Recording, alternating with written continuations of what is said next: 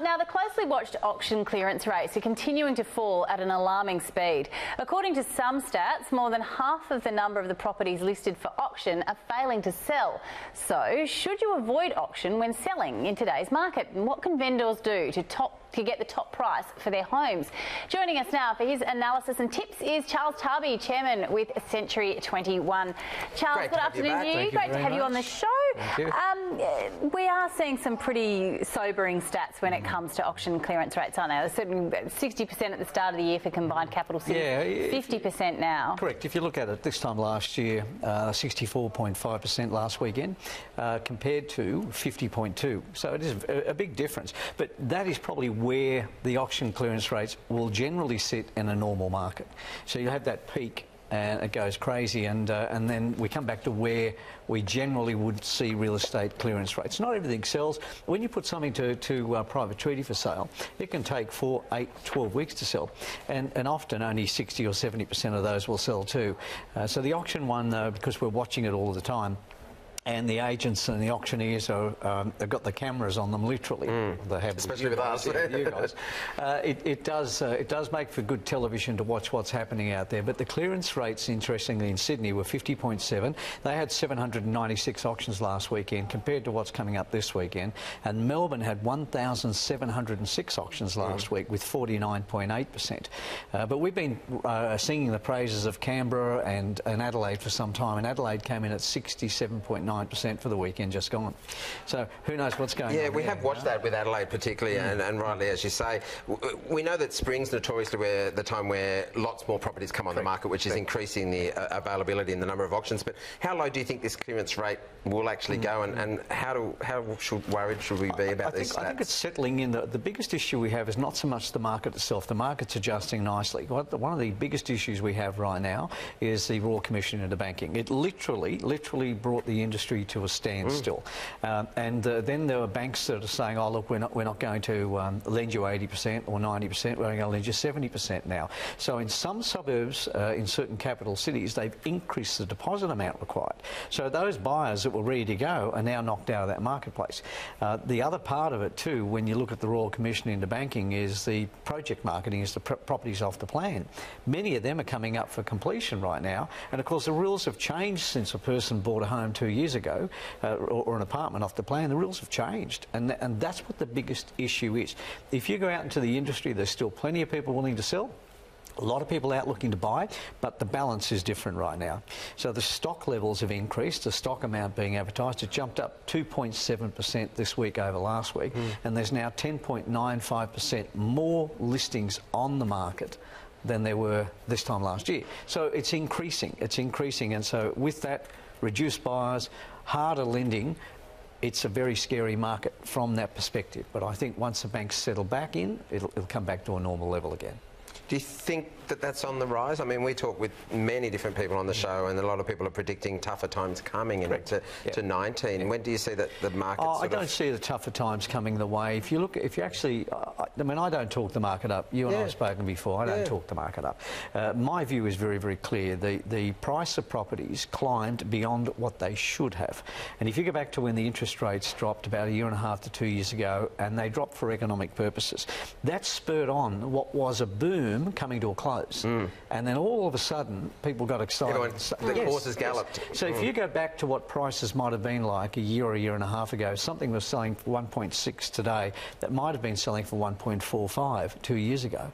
That's where I think the prices will settle, because there are parts of the country where there's growth. There's still growth across New Zealand, as an example.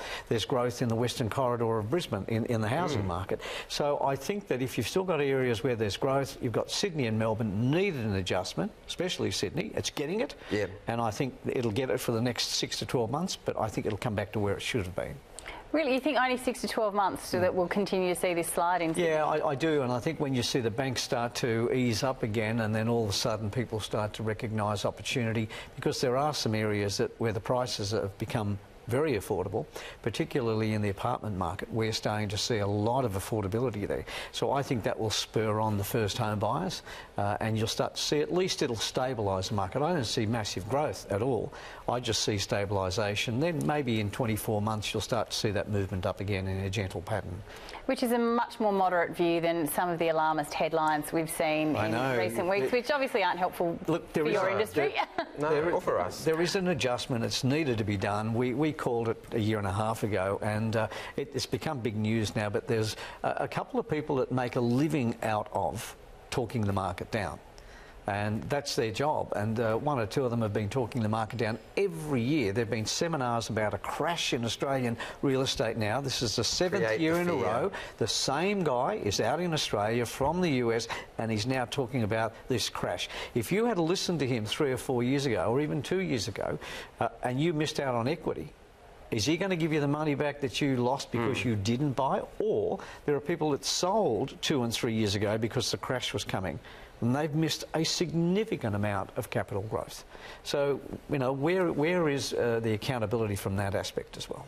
Yeah, and of course the American market in the real estate has been very different to ours for various reasons. So I'm getting a bit excited, aren't I? You got me excited now. No, I don't mind, mate. I like excitement in housing. Look, you touched on this a moment ago, but let's talk about the number of homes advertised for sale and how that's changed. You said, you know, stock has risen. Climbing. It has been climbing. It's actually been climbing every week for the last few weeks. So that's the amount of stock advertised for sale. So while that progressively climbs and the number of buyers reduces, and the bank's pressure from the Royal Commission, yes, we're seeing a really strange marketplace out there. But anything that's priced effectively, that's priced correctly, is selling. So this is an important thing. If you've got a lot of people that have ridden the cycle and they've been riding it and thinking, I'll wait, I won't sell yet, I won't, and some of them bought a year or 2 years ago, and they're waiting, and they waited for the top of the market so they could sell and get the benefit at both ends. A lot of those people are finding themselves in trouble because they should have bought and sold at exactly the same time. And so I think what we're finding right now is that the buyers are taking their time. They're making offers on property, and if your property is priced effectively and they've got a choice, they can see 5 or 6 different properties the same as yours, they'll take their time. But there are still marketplaces in Sydney, even in Sydney, where there's a limited amount of stock and the buyers are still there. You talk about those people waiting to sell. There's also the big group of people that are waiting to buy, and they're waiting, oh, it's going to come down more, it's going to come down more, and they've got to watch that they don't miss the other cycle. Now, when those two parties meet, that's when I believe the marketplace will change. And this is why I think it's not going to have that crash. There's only 2 things that always deliver a blow to the real estate market in real terms, and that is job loss and massive increase in interest rates. Those 2 things will have an impact on any real estate market across the globe. At this point in time, the Reserve Bank has continually kept rates on hold.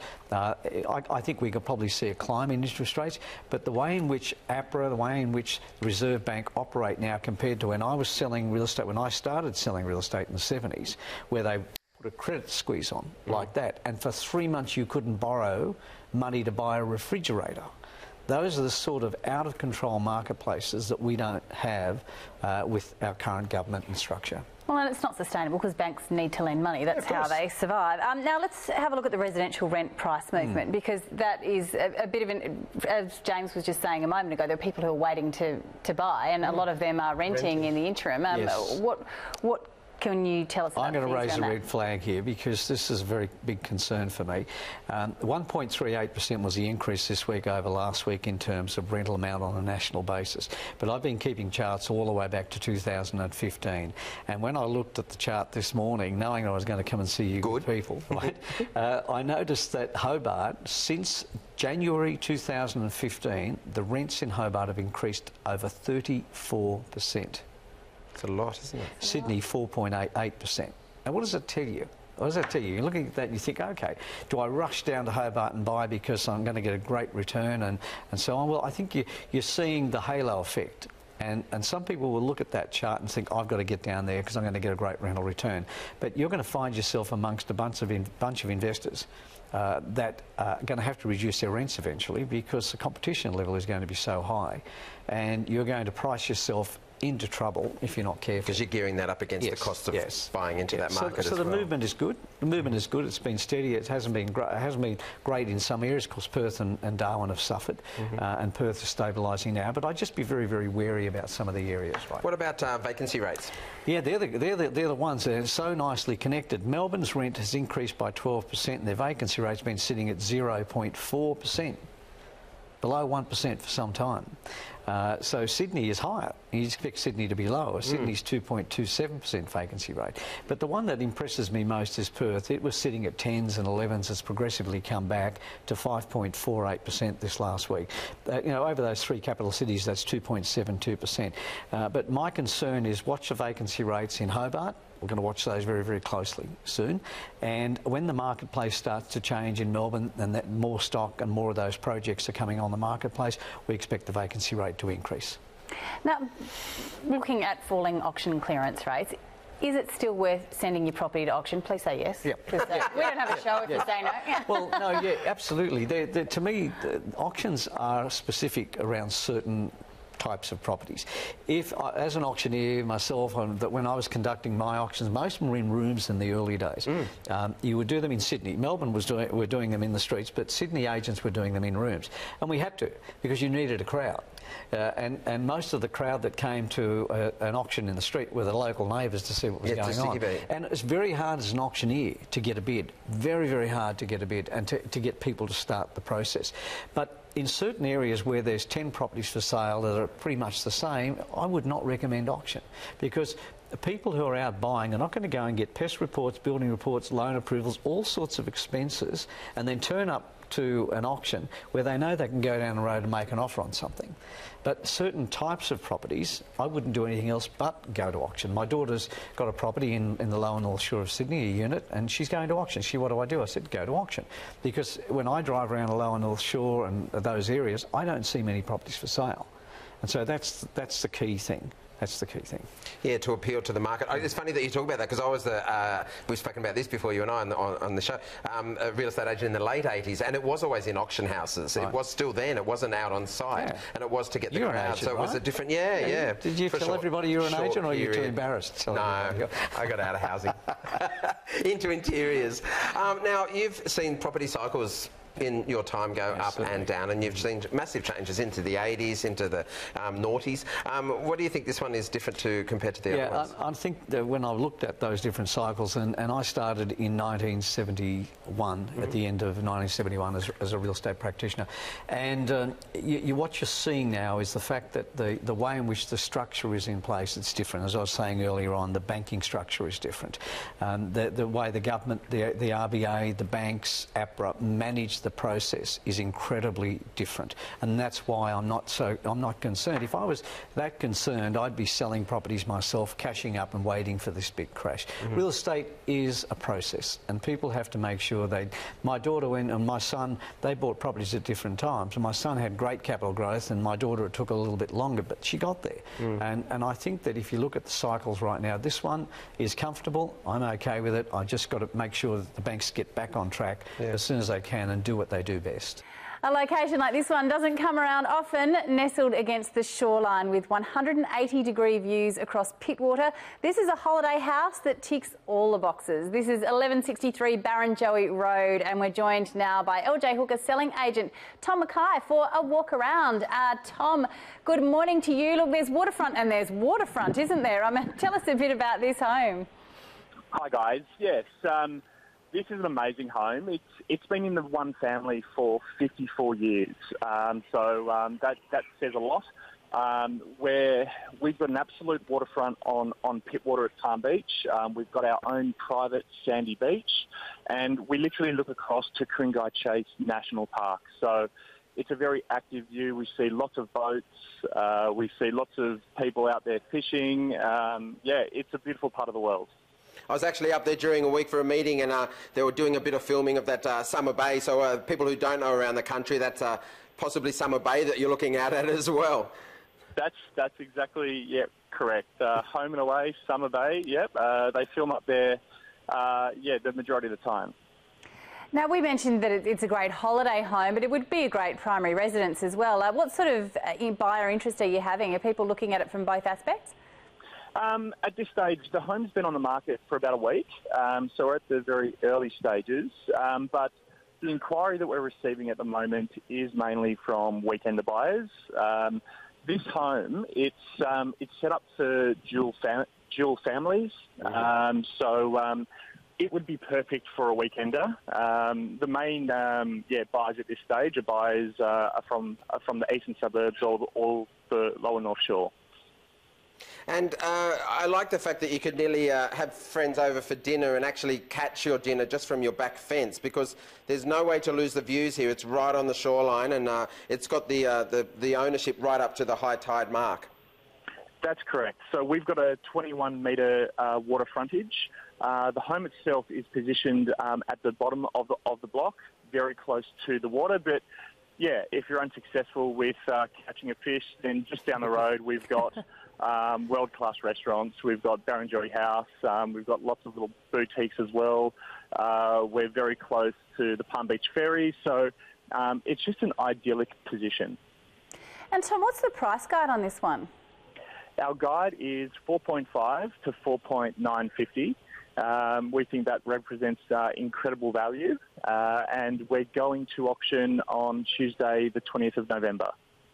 Beautiful. And you're feeling that's, you've got a pretty tightly held space there up at Palm Beach, so that's pretty indicative of how pricing's going. You haven't had much of a softening? Not at this stage. We want to sell, so we've priced the property sharp. We didn't want to price it too high and be on the market for too long. So within this last week, we've had some very good interest. Yeah, look, it's striking, Yes. and all that sandstone right on the bay there. It's quite special. Tom, thank you so much for joining us this morning. I bet your open houses are a real hard work on you in that property. Yeah. That's right. Just So do we'll your be best and open get through today. it, Grin and bear it, Tom. That's right. We'll grin and bear it. We're going to be open today at 12 o'clock to 12:45. Perfect. Thanks so much.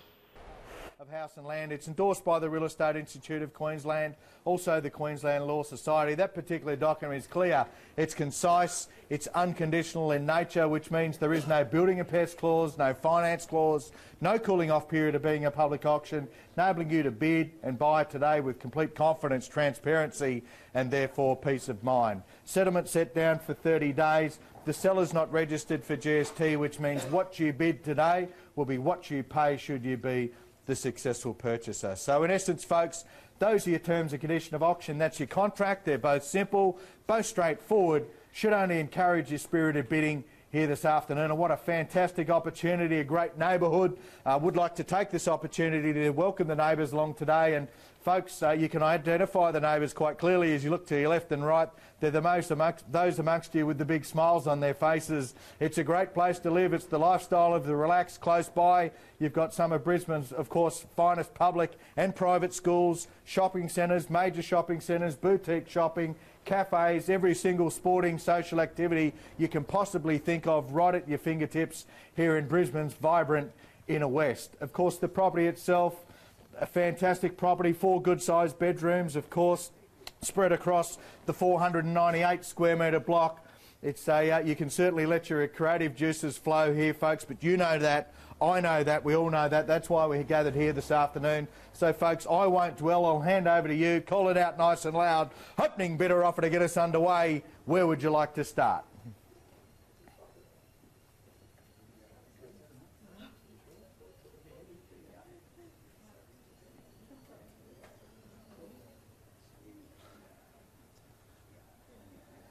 Remiss of me, ladies and gentlemen, I forgot to mention it's a very quiet location, but I was hoping for a little bit more noise than this, folks. You tell me. Happy to start at the exciting end of your range if you like.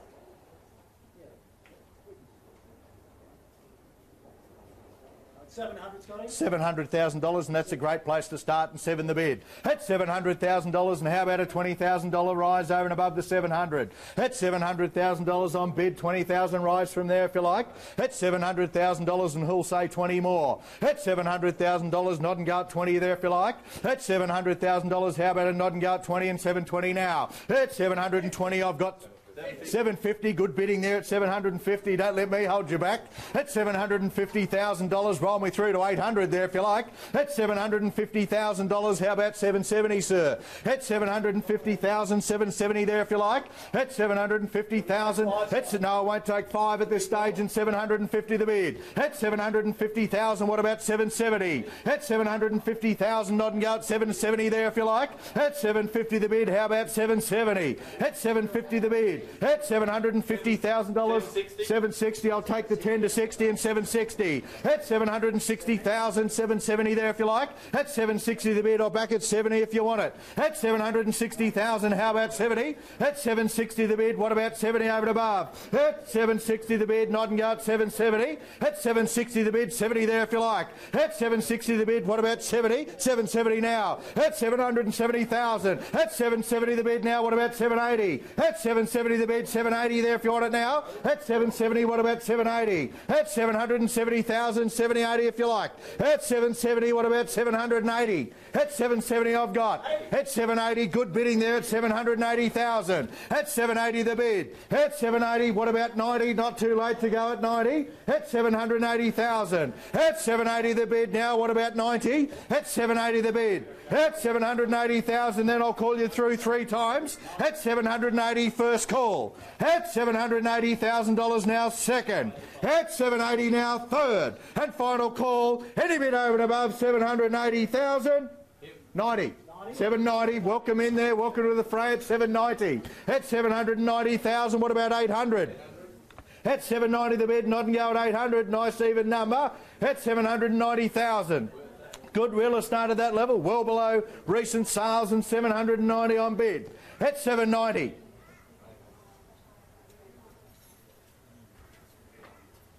800, welcome back there at 800. At 800,000, can I say 810, ma'am? At 800,000, I've got 810 there if you like.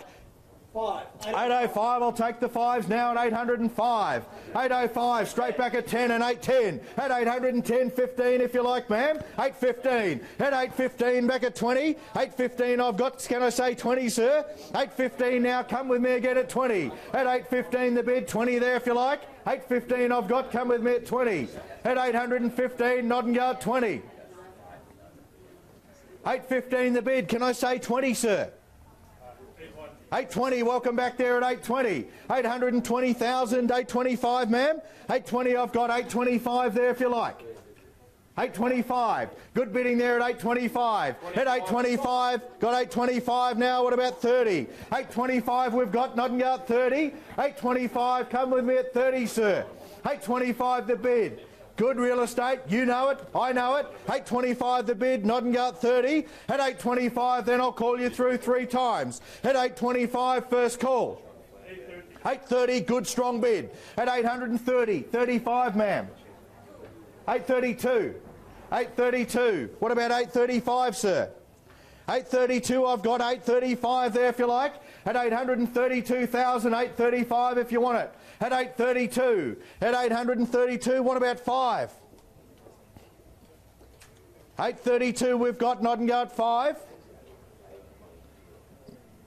832, good real estate. How about 835? Talk to him, ma'am. 832, sir, it'll be a long drive home if you miss it. At 830, it will be, at 832 the bid. At 832, what about 35? All the blokes are laughing. 832. 835, welcome back, sir. Good decision. At 835,000, it was the drive home that got him up. At 835. At 835, the bid. What about 840, ma'am? At 835, 840 there if you like. 835, come with me, 40. 835, the bid. How about 40? 37. 37 at 837. 837, what about 40, sir? At 837 the bid, nod and go at 40. 837. 830, nod and go at 40. 837 the bid, how about 40? 837, big decision. 837. Bit quiet on the right-hand side, not too late to get involved. 837 the bid, good real estate. 840, good bidding there, straight back at 840. 840. Can I say 842, ma'am? 842. At 842, what about 845? 842 I've got. 842 the question. 50. 850. Roll the sleeves up there. Good bidding at 850. 850. Why don't you go to 900, ma'am? That's what I'd do. 850 the bid. Your money, I'm just trying to help you spend it. At 850,000, can I say 60? 850.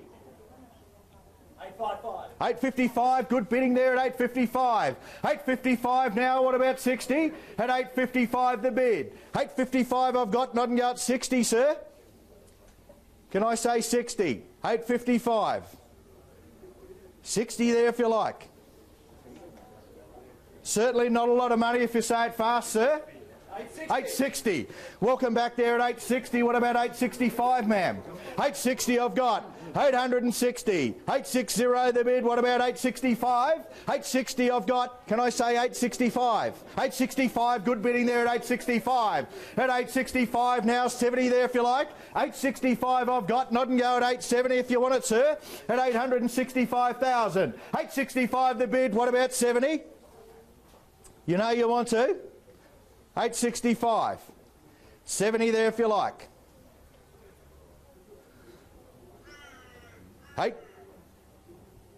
865, otherwise you're back to raywhite.com. Open houses, real estate agents, you can buy your weekends back here. 867. 867, can I say 870? 868, weatherboard by weatherboard now, see what you've started, 868. What about 869? 870, good bidding, 870. Where to from 870, ma'am? 870,000. 870 the bid. 872. At 872. 875. 875 I've got. 875. Just go straight to 900. 880. 880,000. Good bidding there at 880. At 880 the bid. At 880,000. 5 more, sir? Sir? You'll be sore if you miss it. We're on the market. We're on the market, 880,000. Make no mistake, we are selling at 880,000. How about 5 more, sir? 880 I've got, 885. 885. At 885 the bid now, what about 90? At 885 the bid, ma'am, come with me at 90. 885 the bid, can I say 90? At 885, not and go at 90. 885 the bid. You know you want to. 885. We've had a lot of fun. Nobody's spent any money yet. At 885, can I say 90? 885 the bid. 90 there if you like. 90. 890. At 890 the bid. What about 890? 895 there if you like. 890 I've got, sir. Come with me at 895. At 890 the bid then. 3 calls is what you get out in front there. At 890, at $890,000 now, first call. At $890,000 second call. At 890 now, third and final call. 895, welcome back at 895. At 895, what about 900, ma'am? 895, not and go at 900 now. 895, I won't bite, shaking your head. At 895, you've been with me the whole way. At 895, not and go at 900. Don't miss it for 5,000. 895, 900, ma'am. 895 the bid, we're selling, make no mistake. At 895, first call. At 895, second call. At 895, third. 897. At 897, welcome back. What about 900? 897, roll the sleeves up and go to 900, surely. 897 the bid. 897. 900, nice even number. 897. Your opportunity. 897 the bid. First call. 897. Second. 897. Third. Final. At 800. And $97,000 in or out? 898. 898. 900. 898. How about 900, ma'am? 898 the bid. 900. Surely. 898. 898,000. How about 900? First call. 898. Second call. 899. 899. What about 900? 900. At $900,000, my persistence beat your resistance at 9. At $900,000, how about one more now? At 900, we've got another one, ma'am. At 900, can I say one more? 900. If I said please, would that help? At 900,000. 900 the bid.